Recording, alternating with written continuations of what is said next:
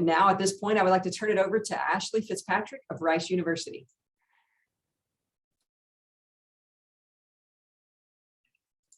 You're on mute, Ashley. Is this better? Can everyone hear me now? That's great. Okay, great. Thank you, Kelly. It's my pleasure to welcome Sarah J. Ray as our keynote speaker today. Dr. Ray currently serves as chair and professor of environmental studies at Cal Poly Humboldt. She researches and teaches on climate justice, the environmental humanities, and climate emotions. Her recent book, A Field Guide to Climate Anxiety, How to Keep Your Cool on a Warming Planet, explores the role of emotions in the climate justice activism. She will be speaking today on letting go of eco-guilt, resisting burnout, and cultivating resilience while advocating for climate justice.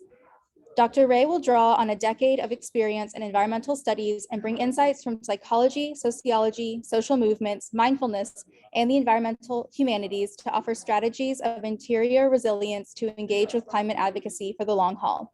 Please join me in welcoming Sarah J. Ray. Thanks, everybody. Thanks so much for Ashley for inviting me and for the sustainability folks in Texas who are pulling this together and all across Texas, I gather. And so I'd love it in the chat if you wouldn't mind saying where you're calling in from. And I know that Ashley, you are in a room maybe full of people watching live. So if there's a live room, obviously just one location would be great. I have a little bit of Texas in my past. I did my master's degree at UT Austin. And so I loved that time. And before I did that, I lived there just for a year working at the Waterloo Brewing Company, if anybody's familiar with that place. I was a line cook and a prep cook and made a lot of guacamole, made a lot of burgers, and loved my time in Texas, listened to a lot of really great music, obviously. And that was my sort of post-college days. And so you know, that was like, it was super fun to sort of have no money, ride around everywhere on my bike and enjoy Texas that way. And then I decided to go back to graduate school. I did my degree there at UT Austin in American Studies in 2011. My first week in American Studies, 9/11 happened. And so I remember I was just moving into my new apartment in Texas when I didn't even have a TV, had no idea what was going on, and learned about all about 9/11 and the very first weeks of my American Studies master's degree. So I love Texas. I have very fond feelings about Texas. So I'm happy to be joining you all. So real quick, for those of you, I'm seeing all the places everyone's coming from. It's so cool to see where everyone's coming from. Yay, Denton. Okay. Also, just getting warmed up with the chat too. Would you please put in the chat, and this is like just the warm up temperature taking in the room kind of situation, just also so I can have a little bit of interaction with you all. The whole black boxes on Zoom thing is awesome, so I can join you without even leaving my office, but not so awesome because I can't actually tell what you're all thinking about anything or see any affect or moods or nods or anything. But so I try to do a little bit with chat. If you wouldn't mind answering the question without thinking about it too much in the chat, or if you're in a room with a lot of people, maybe Ashley or whoever's in that room can do a little bit of note taking and put it into the chat for me with the folks in the room. When you think about the future, what comes to your mind? What's one word or phrase that comes to mind when you think about the future? All right, we've already got some answers. Yes, don't think about it too long, just sort of pour it out. Stress with 4 exclamation points. Concern, warming, trouble, uncertainty, bleak, crisis, overwhelming, overpopulation, stress, grief, climate change, peril, that's a good one. Peril, opportunity, any others? Thank you for this. The word that comes up often when I ask this question, the most common of these words is the uncertainty one. And change, right? Change has neither neutral or has sort of a neutral value. It has neither positive or negative association. So it's change, like maybe it can be good, maybe it can be bad, a little bit of both. All right. So the reason I open up with that is just to get us started, because I'm hoping by the end of my keynote today and in the work that you all do together, you will start to become, if you're not already very immersed in the stuff the way I'm spending my time doing, you will start to become a little bit more attuned to how critical your answer to this question is to your ability to bring about that future. So a little bit of background. My PhD was in environmental sciences studies and policy at University of Oregon.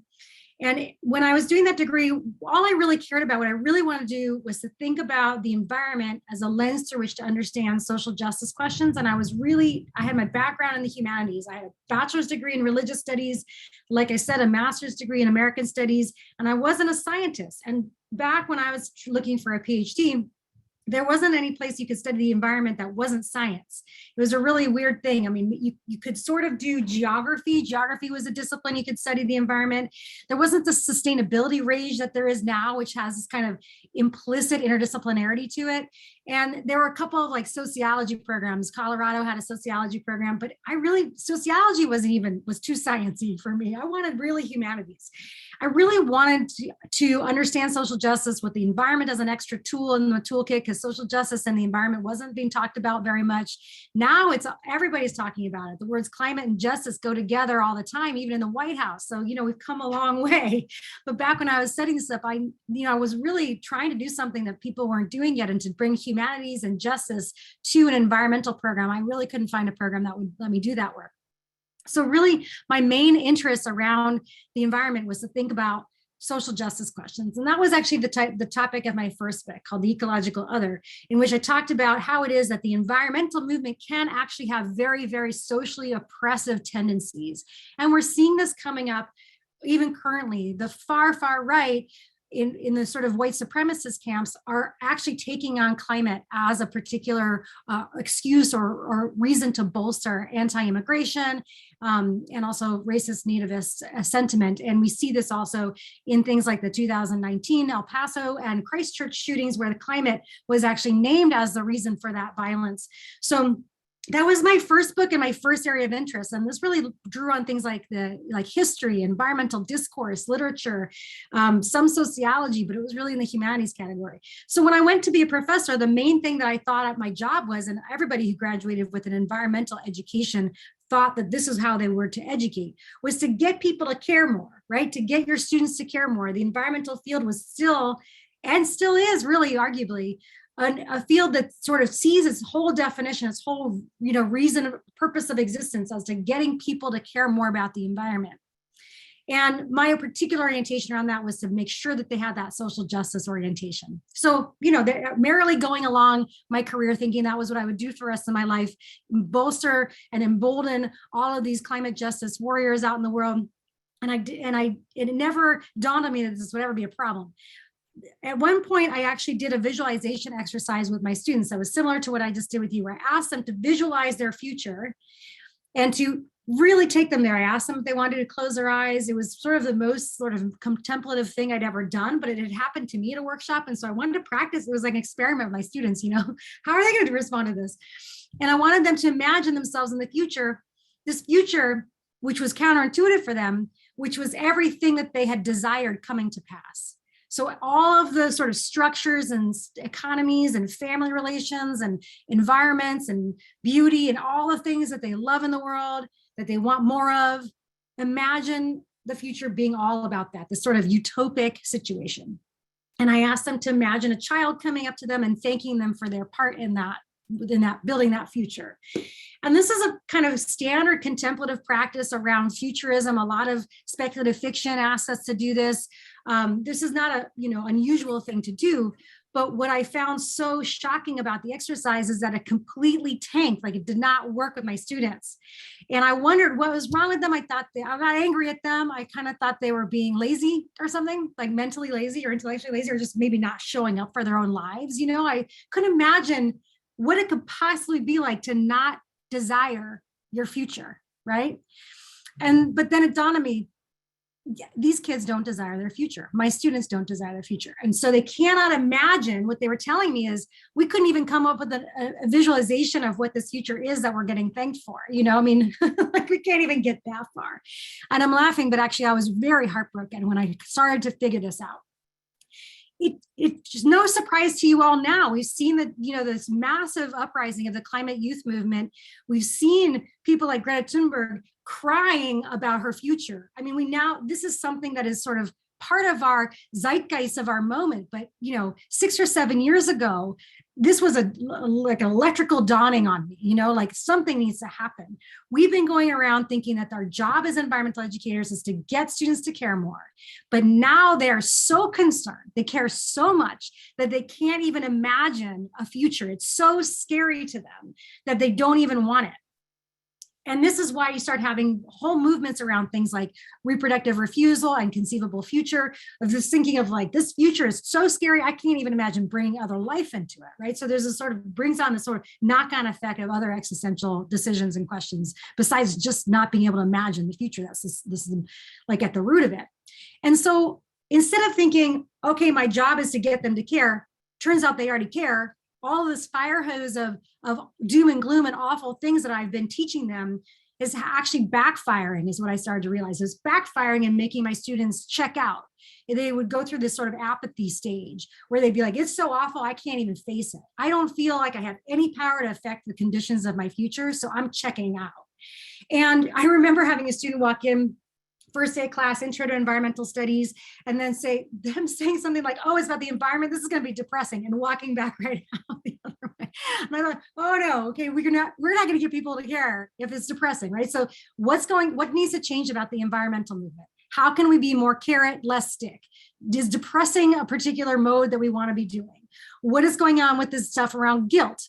What's going on with the stuff around hope? What's going on with the stuff of my students' despair, this fear of future, this anxiety about the future? All of a sudden, emotion seemed to be really important to the stuff I was doing. What is all of the roles of all of these different emotions in getting students to, A, of all, learn about the environment, learn about environmental studies, learn about anything for that matter? What's the role of emotion in pedagogy and in learning? But what is the role of emotion in the stuff I really cared about, which is turning my students into these passionate, engaged, capable, idealistic transformers of the future, right? I mean, this was like, I have big ambitions. Yes, it's true, but I think that's what we go into education for, right? We want to have our students be totally like turn the bulb up and go for it, go out there and, do what we say in our brochures we're going to do, produce all of these citizen leaders of the future who are going to take care of all the problems. This was just not going to happen with the despair I was seeing in my classrooms. And this was, again, like I said, even before the youth climate movement. So I turned all my attention to these questions. What is the role of emotion in our climate advocacy? What is unique about this generation in particular? What does this generation in particular need from its college education, from its educators, from its mentors, its parents? All these kinds of questions. And then I wrote a book about it because that was, seemed like, especially after the 2016 US presidential election, I had this sense of the humanities being really under attack, right? This sort of, what do the humanities bring to these multiple crises that we have?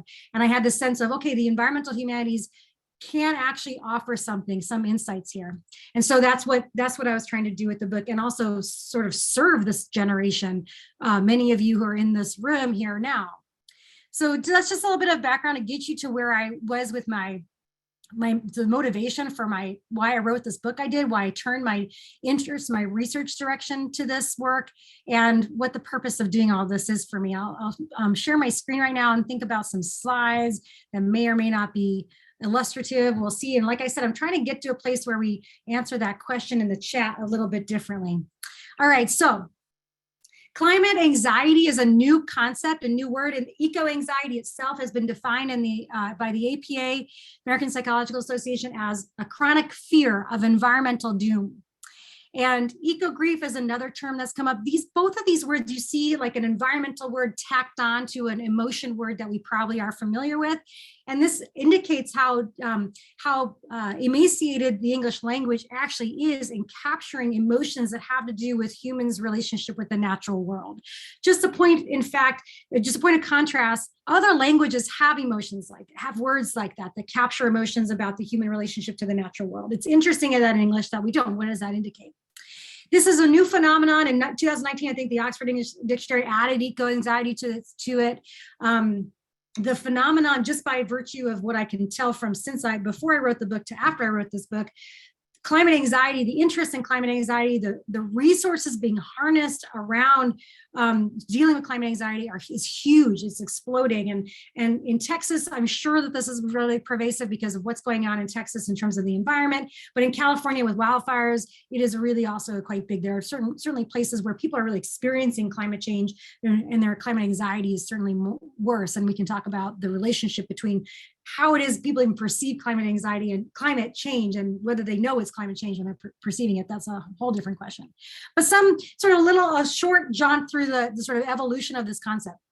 So in 2017, the APA produced this study about the mental health impacts of our changing climate.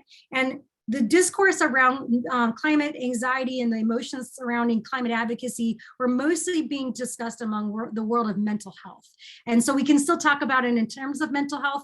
I think it's particularly interesting when we think about how everyone knows that the mental health of college students is getting worse and worse and worse and worse. But very few people say, well, what do the social structures, including this sort of trajectory of where we're going on climate, how does that add to it or make it worse or better or what? And people don't really add that layer of climate onto it. They just sort of talk about mental health outside, like as if it has nothing to do with these political structures that we're all living in. So I'm trying, you can see that I move away a little bit from just talking about it as a mental health issue. Climate Change, Emotional Resiliency in Air Climate Change is the first book that was ever published that was actually for mental health clinicians by Leslie Davenport. She's a fabulous writer and thinker and colleague. Glenn Albrecht is actually a philosopher, and his argument here, I'm trying to give you a sense of how these in discussions around climate emotions and how important they are kind of entering all different kinds of, lots of different disciplines. Glenn Albrecht is a philosopher, and he argues, sort of similar to my point I was making earlier, that if we have better words for how it is that we feel about what's happening in the natural world, we'll be able to tackle this stuff better. And so he's come up with a term that he's probably most famous for, the term solastalgia. If you've heard of that term, it is a sense of loss of or mourning of the environment in which you live.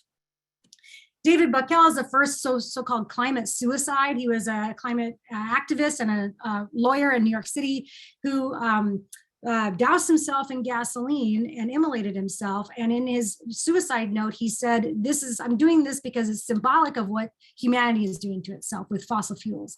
So a real powerful synergy, or sort of bringing it to its most worst relief, the connection between mental health and climate change there.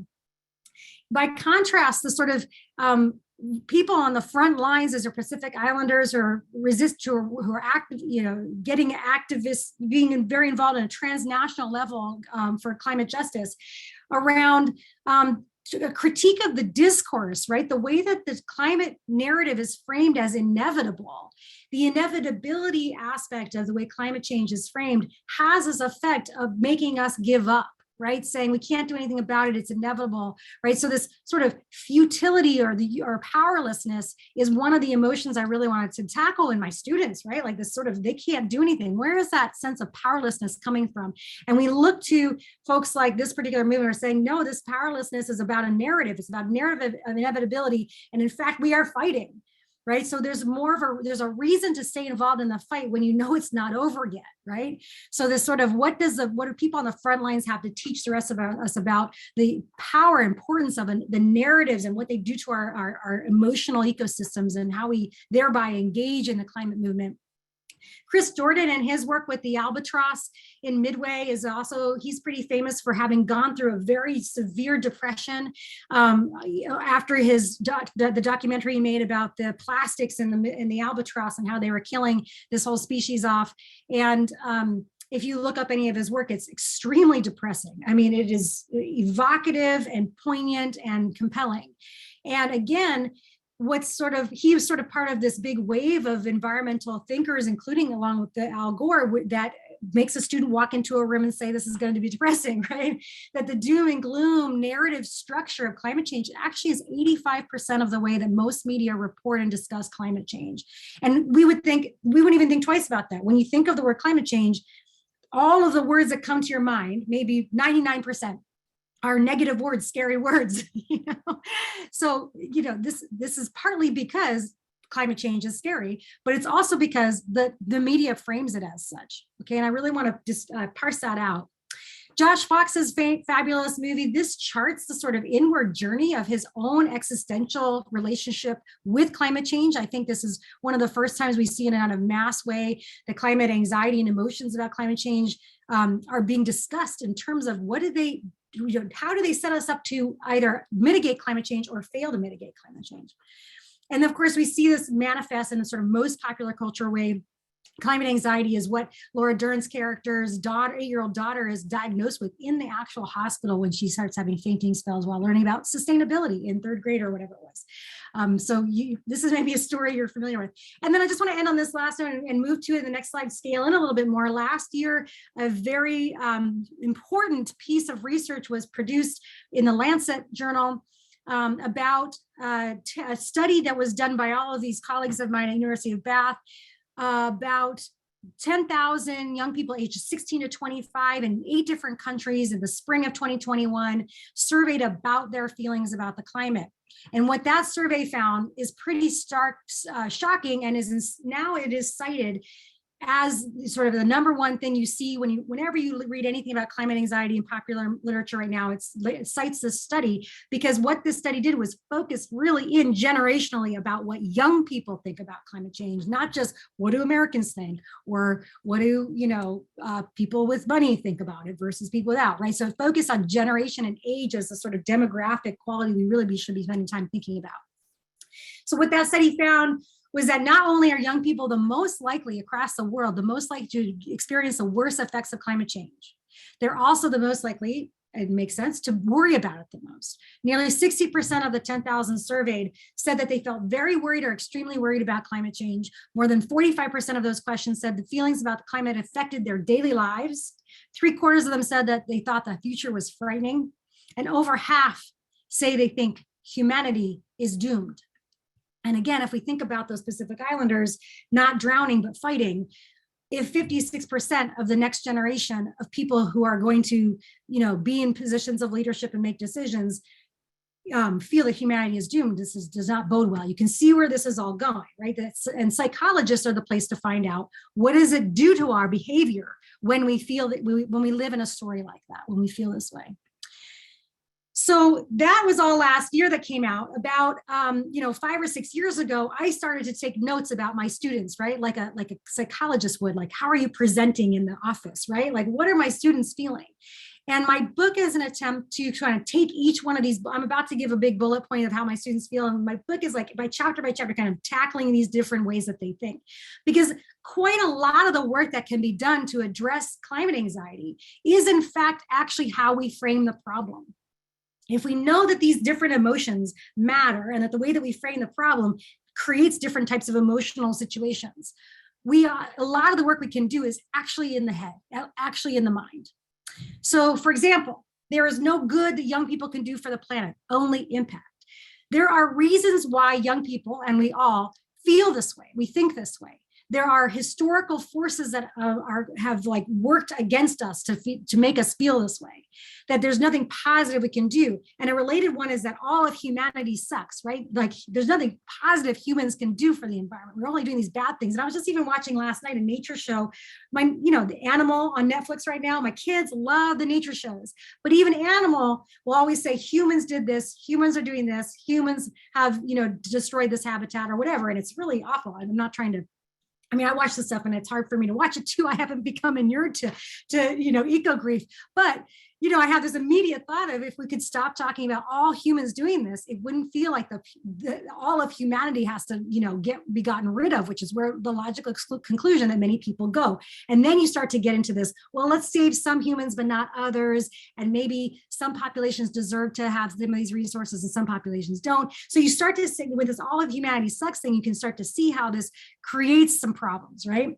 In addition, so 10% of humanity really is ones that suck, right? So ones that are completely, absolutely for short-term benefit, sacrificing and selling off the future for anybody else. That is a small percentage, actually. If you look at the numbers of people who don't suck and the fact that 80% of their planet's biodiversity is on the 5% of indigenous land, one can see that there are ways of living, human ways of living with the natural world that not only are neutrally okay, but in fact, enhance add to biodiversity, add to resilience, add to climate adaptation. I mean, there's a huge argument to be made that lots of humanity doesn't suck. And this is kind of related. The problems are so big and interconnected and people are too small and powerless to fix them. This apathy trap was the thing I probably most felt in my students and the thing I still mostly feel when I talk to people about this topic today. And really the answer here is the problems have been constructed as too big and we have been told we are too powerless. So these are two dominant mainstream stories that we're buying and we're living in and believing that we don't have to. There's evidence otherwise. There's other stories we can be living in and we ought to for our own mental health and for our ability to actually engage this stuff for the long term.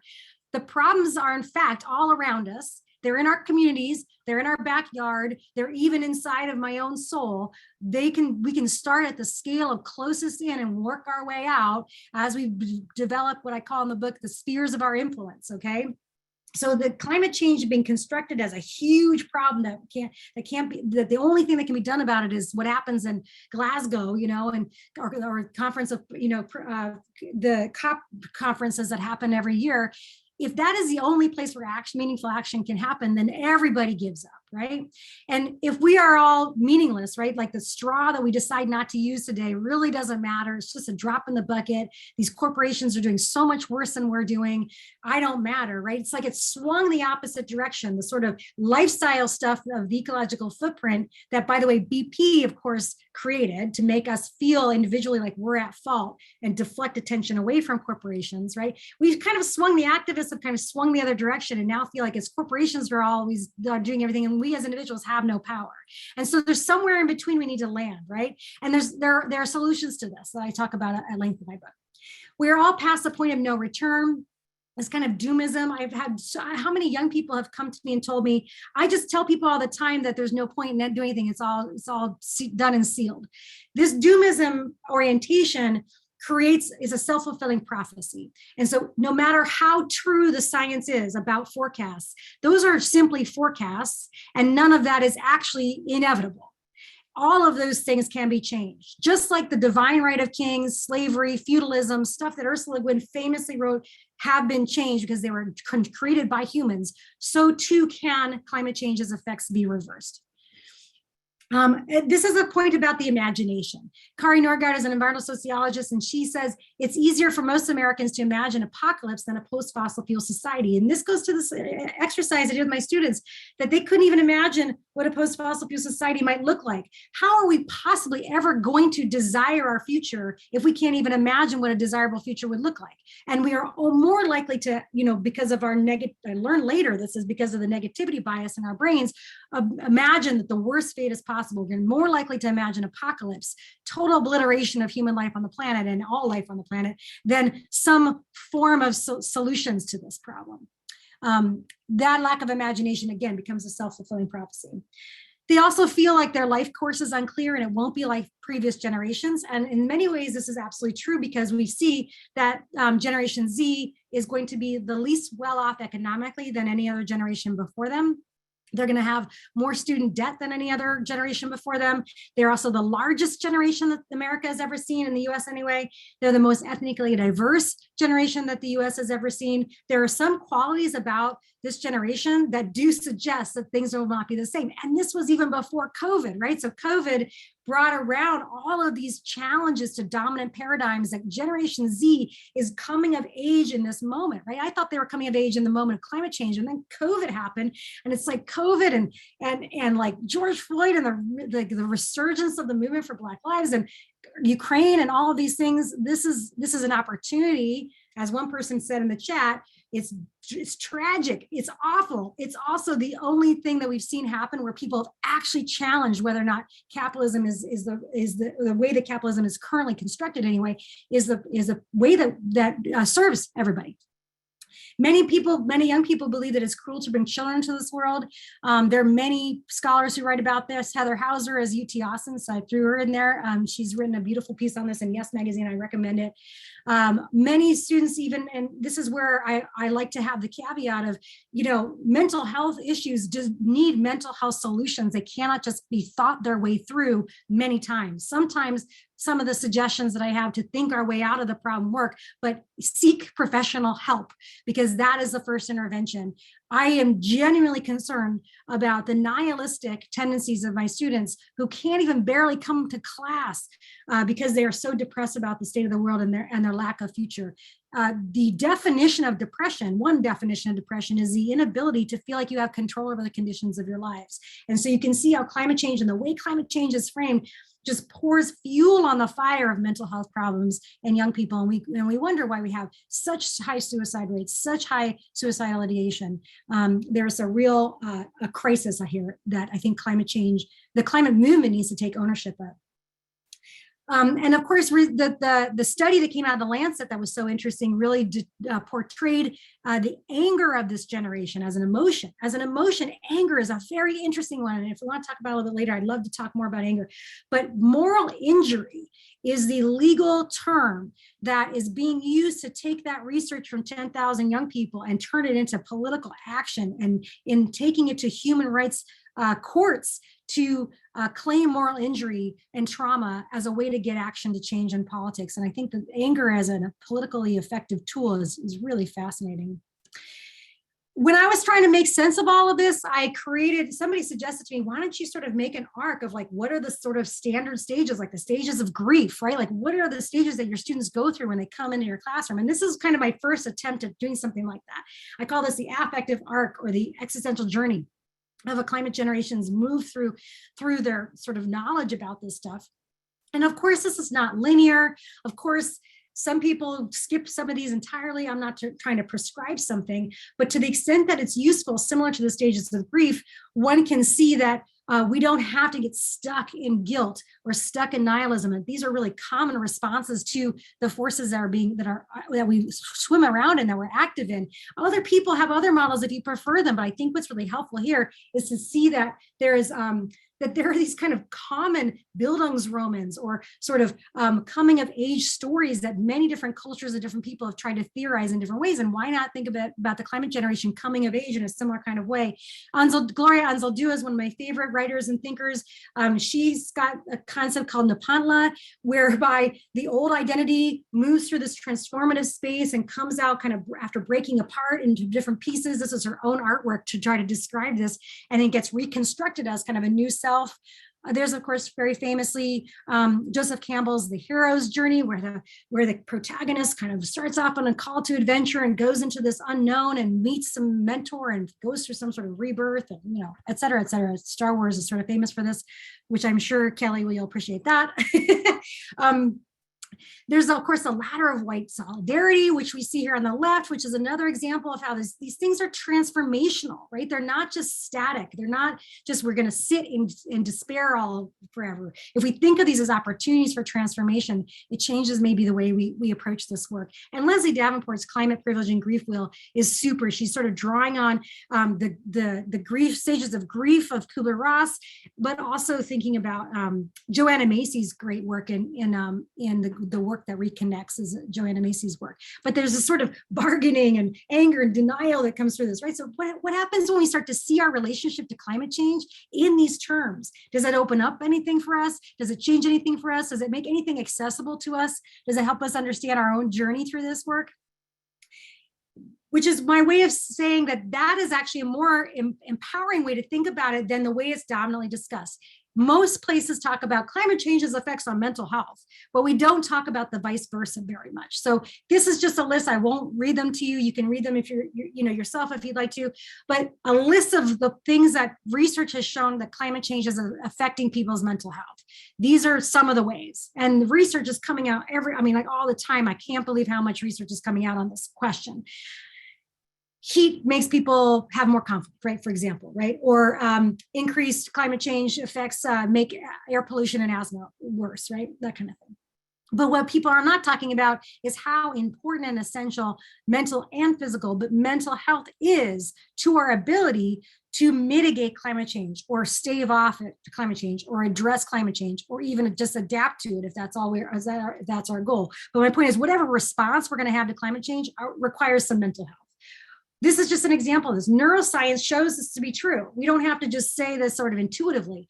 Neuroscience shows that if we are acting in our range of resilience, which is that green zone, some people, Dan Siegel calls it the window of tolerance, that we're likely to act in ways that are in service of our mission and what we care about. When we get knocked out of the resilience zone, when we're hyper or hypo aroused, we're less likely to act rationally, right? We're less likely to act, when I say rationally, in service of some larger goal that we care about. We can't think very clearly. We often react rather than respond, right? So people distinguish between respond and react to stimulus that comes in, right? And so the mental and interior work, what Viktor Frankl talked about, the pause between stimulus and response, where we have power over what we're going to do. That is where mindfulness comes in. That's where a lot of the sort of spiritual tradition comes in, that we realize how essential it is to just even be able to tell whether or not we're breathing can affect whether or not we can save the planet, right? This goes to the micro to the macro really quickly, how we see our mental health. And we know this is true for physical health too. Stress does these things to our bodies, right? And so when we have stress on our minds and our bodies, we are not resourced enough and resilient enough to tackle climate change. Okay, so that's where I'm trying to go with this. Another way of putting this is this chart. Climate disruption is the yellow triangle. It kicks off a cycle of reactivity, which increases structural stress. So personal reactivity increases structural stress in the institutions and the spaces where I want to make change, which decreases its ability, those institutions or the structure's ability to engage with climate change, which in fact then increases climate disruption, right? That's why that orange triangle is growing on the side there with the red boxes. On the green boxes, in contrast, is a resilience model whereby climate change can kick off growth, can kick off structural stress reduction, which increases our ability to deal with climate change, which then decreases climate disruption. That's the goal, right? That's the goal. This is why our interior capacity matters. Don't trust the graphs, don't trust the neuroscience, trust a 22-year-old young woman, Morgan Florsheim, who published this beautiful piece that had me fully, bawling, reading it. It was beautiful. And one sentence here captures that cyclical effect beautifully. Depression tells us that we are once powerless and culpable, and therefore the only logical response is to disengage, turn inward, eschew connection, a response which only serves to reinforce the oppressive systems like racial justice and capitalism that are truly responsible for our suffering. So you see this feedback loop, right? Like the more depressed I am, because structures make me depressed, because I feel powerless, that will make me not connect even more, because I've failed to see, because structures are telling me I'm in an individualistic society. I am being told that no amount of connection is going to help me, right? That I'm on my own on this. And that then therefore the eschewing connection, the isolation, the loneliness actually starts to reinforce those oppressive systems that are responsible for our suffering. So one of the things that the research really indicated to me that I had never really thought of before, because I saw through the lens of my own individualism training, was that the cause of both our mental health problems and the climate crisis, and of course, racial injustice, and of course, what's happening internationally, the sort of like nuclear moment we're in again, is the lack of connection with each other. And so the irony of COVID, of course, is that in the moment we needed it most, it made it even harder to get. And so it's hopefully brought it to the attention how important it is to people. But in my research, I was really stunned at the actual science behind this. We can talk about that in a minute. What's the science behind needing each other? Okay, how does climate anxiety affect our ability to address climate change? And so this dials us in a little bit deeper. Why do we need our mental health? Well, one way to look at this is, well, how does climate anxiety, how does our lack of mental health make us unable to address climate change? Well, the first thing we talked about already is this doomism concept becoming a self-fulfilling prophecy. It turns out that if we live in a story where everything is inevitably going to apocalypse, which is the vast majority of most media around climate change, and most things, social media, actually all media, news media and social media, gravitate towards the negative. And so if it bleeds, it leads, that kind of concept. And this is because our negativity bias in humans' brains requests that. So the demand creates the supply. It's not their fault per se, although it is their fault, but you can see how this system reinforces itself. If we live in that kind of story, we are more likely to bring about that kind of story. And there's all kinds of people who actually study this. Some key psychological terms that are useful for thinking about this. I already mentioned the negativity bias. It sort of brings us our focus on the negative, actually makes the negative more real. Not just because we're thinking it's more real, but it actually makes more of that actually happen in material life. The availability heuristic is an idea that psychologists show that the human beings are more likely to believe that some future thing will occur based on what they can retrieve most immediately from the past. And so we're not rational creatures at all. We retrieve what's most in our memory, like some movie we just saw, and that predicts what we think is most likely going to happen. And so if the media and if Hollywood give us stories over and over again, where one particular outcome is very common, we actually start to believe that that's in fact true. That's most likely what we predict. It makes a lot of sense, but think about how scary that is. The pseudo-inefficacy effect goes to that question of the problem being too big and me being too small. What the psychologist did with this one was do something called the child in the pond scenario, which is a little bit morbid, so just bear with me. But the child in the pond scenario is that it shows that when people walk by a child drowning in a pond, they're very likely, out of just the goodness of how it feels to save something, they're very likely to want to save the child. This sort of generous act, this pro-social behavior is very natural. But if they walk past multiple children drowning in multiple ponds, it turns out they're not even likely to try to save even one. And that is because they theorize of something called the pseudo-inefficacy effect, which is that if we think that we are not able to even save all of them, the positive feeling of being able to save one is outweighed by the negative feeling of not being able to save it all.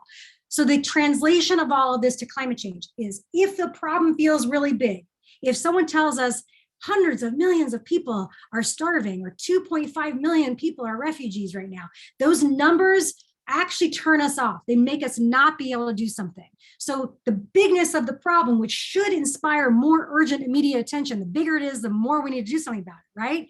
In contrast to that intuition, counterintuitively, we actually shut down one person's story, the ability to affect one person's life, the ability to save one child, the ability to solve one problem right in front of us is more likely to engage us to do this. And then you think about nudge theory and the psychology of change, behavior change happening in these by degrees, you can see where this is all going. Pseudo-efficacy effect is a super powerful concept.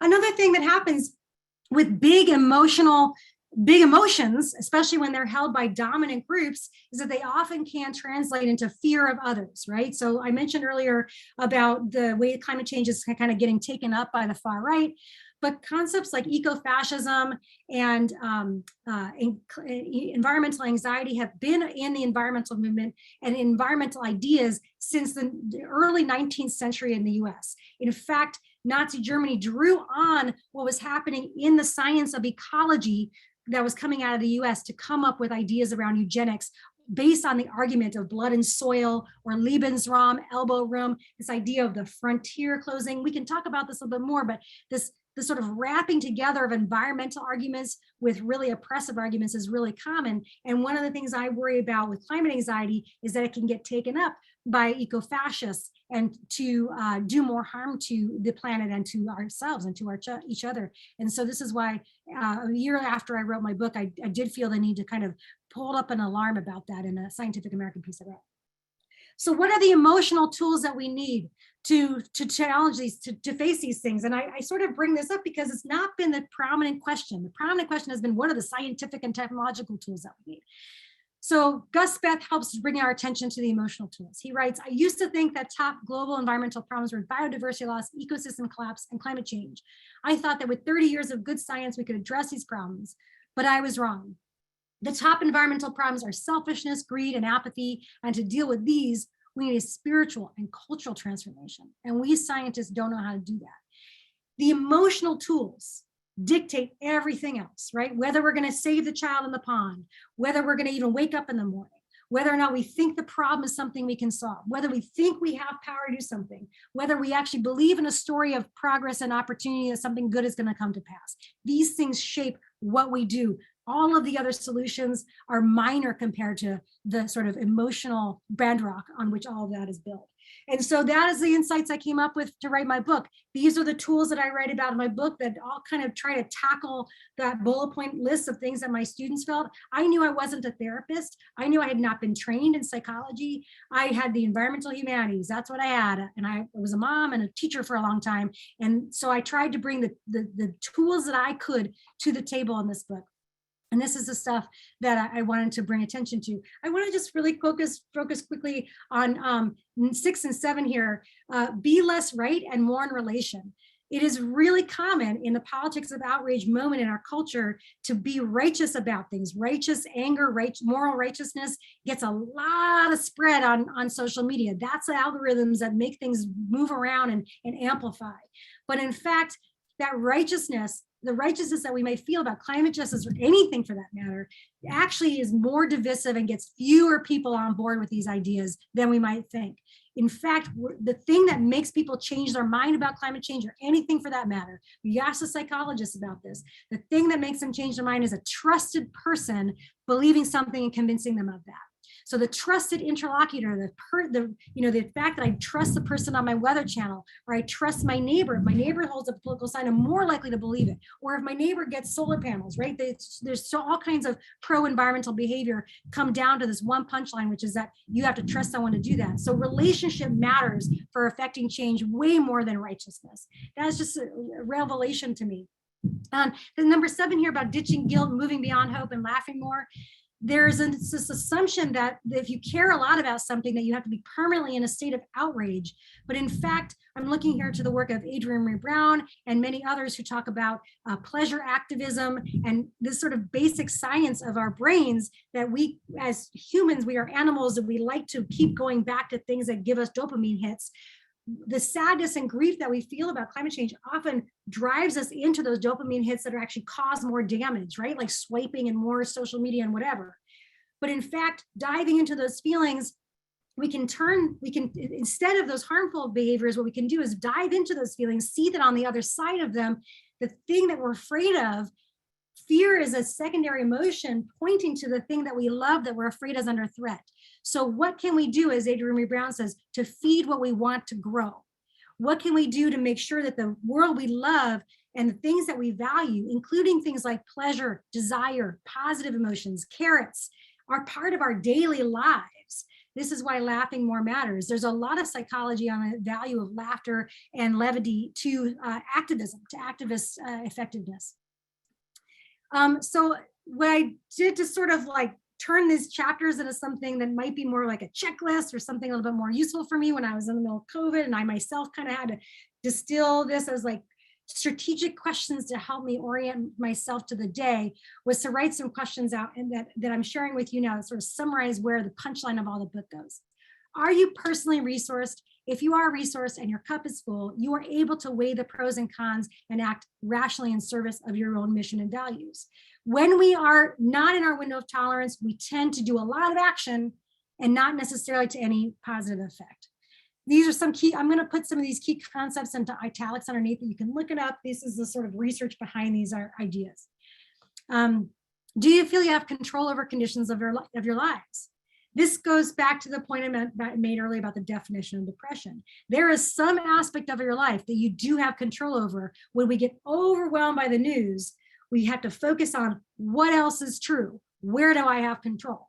And start there again. Always start back at the beginning, attending the garden that you are living in right now. And again, what happens to me is that I get very despairing every single day. I go down a despairing hole about all the bad stuff in the world.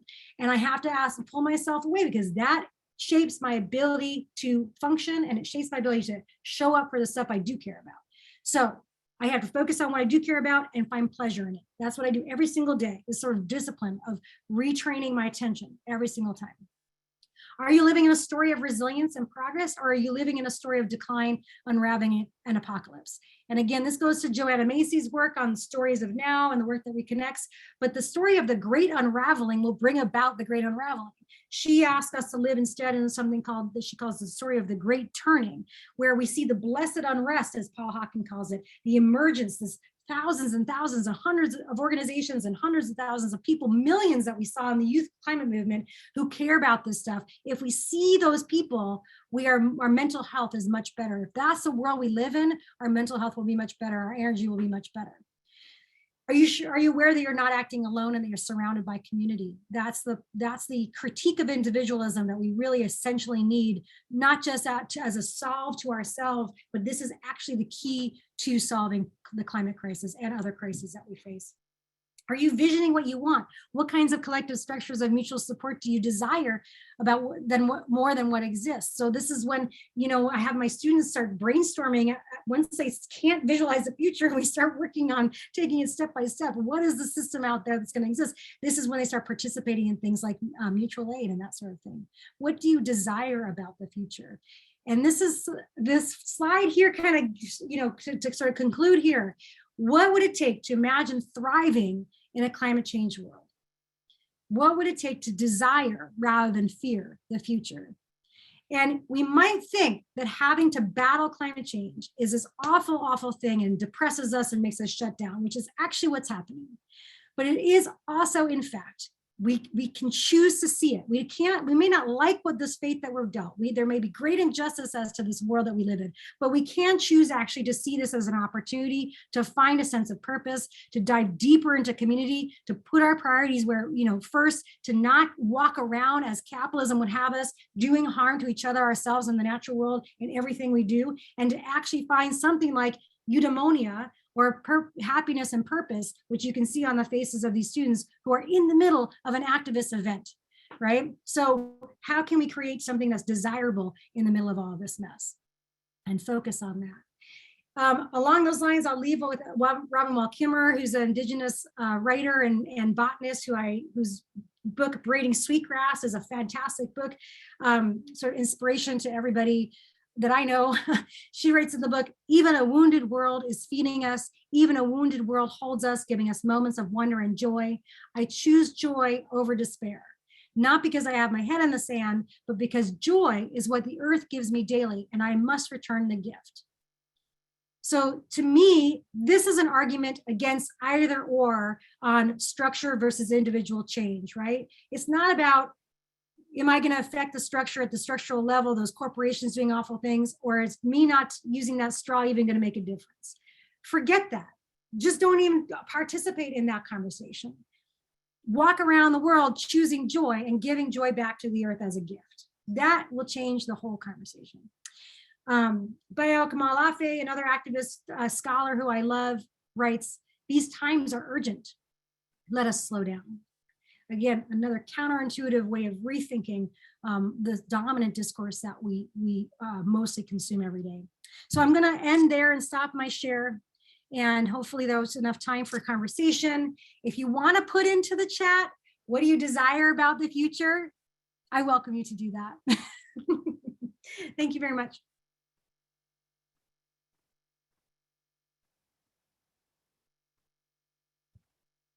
Ashley, did you want to facilitate Q&A, or do you want me to just say? Yeah, we probably have time for maybe 1 or 2 questions. I saw somebody had their hand raised just a second ago. Not sure if they had a question, but yeah, if either you want to put a question into the chat or go ahead and just unmute yourself or raise your hand, we can probably take 1 or 2. Thank you, Ashley. Thank you, everybody. I'm sorry I didn't leave more time for a question. I added a slide in there and it messed me up. Sorry, I shouldn't do that.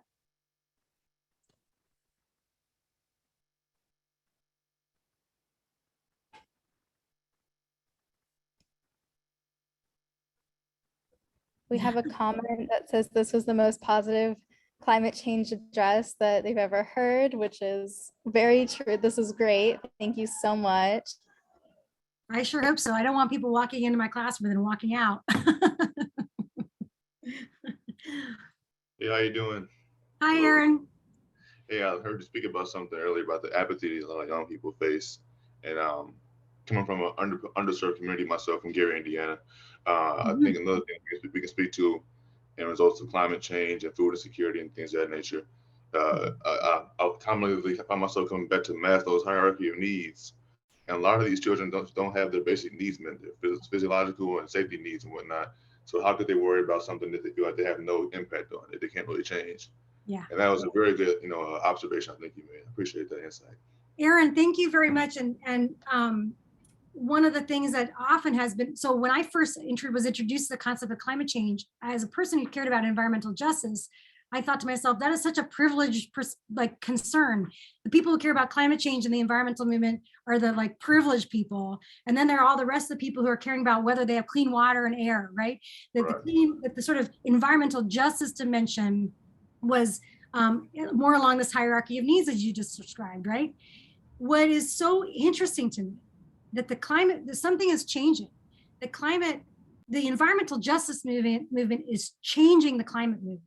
It's making a correction to the climate movement around these privilege questions. And the movement for Black Lives, the racial justice reckoning that happened, actually 2020 is like literally, my book came out April 2020, and we had all this stuff happening March, April. I mean, it was so amazing to me to see the speed with which the environmental justice and the racial justice movement corrected the climate movement and brought the climate movement around to being like, how is it that we can get people to draw the dots between food security and climate change? And now you see it happening absolutely everywhere. I mean, you see the climate change connection happening with people's daily lives, happening in so many places. There's a zeitgeist, there's a shift happening, and you can thank the environmental justice movement for that.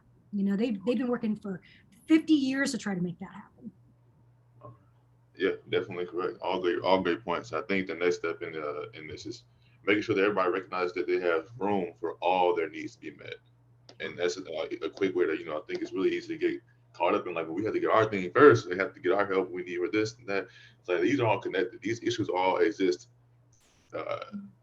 in unison at the same time. So Aaron, the environmental justice, you're absolutely right. The environmental justice movement has very effectively, even before 2020, even before COVID, made a very powerful point about the activist mantra and the phrase and the power of the phrase, I can't breathe, how it connects in what Rob Nixon calls slow violence, right? The slow violence of pollution and the slow violence of environmental racism, the siting of incinerators and other pollutants in neighborhoods that are seen as disposable. That actually is totally connected with something like the more fast or spectacular violence of police brutality, right? That these things really need to be seen together, not attacked separately, right? And that's been a real. And then COVID happened, and we saw a whole new level of the medical justice questions threaded into there too. They're all connected. Absolutely, Aaron. Thank you. Yeah, thank you guys so much. Thank you, Dr. Ray, for taking the time to be here with us today. Can everyone join in another round of applause virtually for Dr. Ray? Thank you very much for your time. I'm now going to turn it over to Paige Worth from Texas A&M to introduce our next session.